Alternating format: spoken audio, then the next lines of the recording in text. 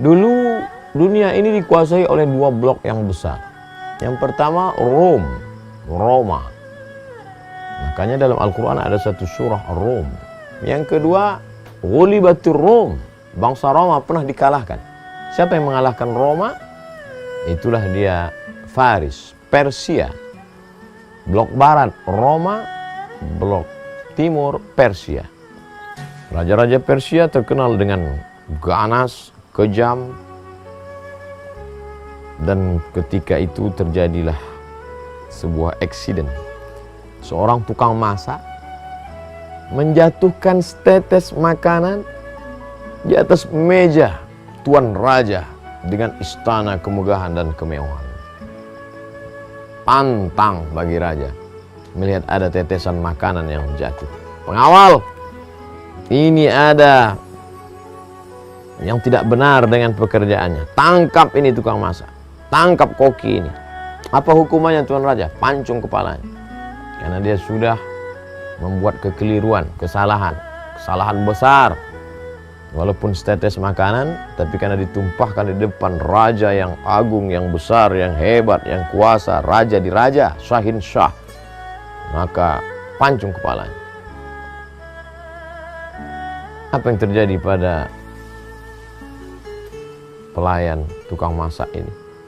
Sebelum dia mati, maka dia ambil bejana, mangkok tempat makanan, dia isi makanan penuh, lalu dia tumpahkan dia atas meja di depan tuan raja. Raja heran, semakin bangkit emosi kemarahannya. Kenapa kamu tumpahkan makanan di dalam bejana mangkok itu ke atas meja ini? Wahai orang yang akan dipancung hukuman mati.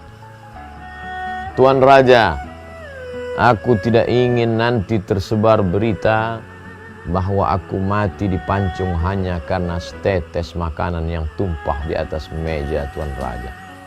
Lalu, aku ingin agar orang tahu aku dipancung karena menumpahkan makanan satu bejana, satu baskom besar. Lama tuan raja Persia berpikir, oh begitu mulia akhlak budi pekertimu, kau selamatkan nama baikku, sehingga aku tidak tertulis dalam sejarah sebagai orang yang amat sangat beringas, brutal dan kejam, membunuh tukang masak koki hanya setetes makanan. Oleh sebab itu aku berikan engkau ampunan, dan wahai pengawal, lepaskan dia, berikan dia segala hadiah-hadiah, karena dia sudah menjaga nama baik tuan raja. Betapa akhlak sopan santun budi pekerti menyelamatkan diri, jiwa dan raga. Oleh sebab itu betul dalam sebuah ungkapan al-adab fawqal ilmi, tak ada gunanya ilmu S1, S2, S3, postdoktoral, profesor bila tidak berakhlak.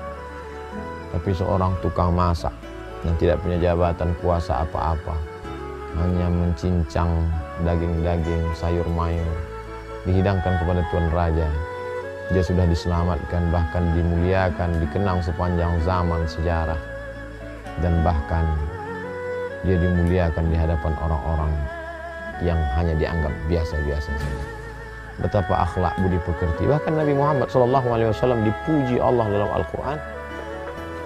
Apa pujian Allah? A'udzubillahi minasyaitonirrajim. Wa innaka la'ala khuluqin azim. Engkau berada dalam akhlak budi pekerti yang agung dan mulia. Itu pula jawaban Sayyidatuna Aisyah radhiyallahu anha ketika ditanya, bagaimana akhlak budi pekerti Nabi Muhammad SAW? Kana khuluquhul Quran. Akhlaknya adalah Al-Quran. Oleh sebab itu, puncak daripada iman adalah akhlak. Puncak dari salat adalah akhlak. Bagaimana kita menghormati orang lain, bagaimana kita berlapang dada, bagaimana kita menjalin ukhuwah. Puncak daripada puasa adalah akhlak. Bagaimana berakhlak kepada Allah, senantiasa merasakan muraqabatullah, pengawasan Allah. Bagaimana merasakan lapar dan sakitnya fakir miskin. Bagaimana merasakan sakitnya orang-orang yang tidak punya ayah, anak-anak yatim. Puncak daripada haji juga adalah akhlak. Bagaimana orang merasakan sama di hadapan Allah. Tidak ada beda antara berkulit hitam dengan berkulit putih, antara orang kaya dengan rakyat jelata. semuanya sama-sama hamba Allah. Kullukum min Adam, semua kamu dari Nabi Adam, wa Adam min turab, dan Adam dari tanah akan kembali kepada tanah. Dan itulah puncak daripada penilaian Allah kepada seorang hamba. Yang akan dinilai adalah akhlak. Ketika ada orang yang ya'ti yaumil qiyamati bi salatin, menghadap Allah Subhanahu wa taala dengan salat yang banyak, salat tahajud, salat witir, salat duha, salat hajat, salat tahiyatul masjid, salat qabliyah, salat ba'diyah, salat wajib, salat sunat. Wasiyamin, dia juga membawa puasa Senin Kamis, puasa Ayyamul Baid 13, 14, 15, puasa Ashura 10, 9, 10, 11 Muharram, puasa 6 hari di bulan Syawal, apalagi puasa Ramadan, bahkan puasa Senin Kamis, bahkan puasa Nabi Daud alaihissalam. Tapi ternyata tidak melembutkan hati, tidak memperbaiki pekerti. Dan sebab itu maka beribadah baik, tapi merenungkan substansi makna daripada ibadah adalah membentuk akhlakul karimah.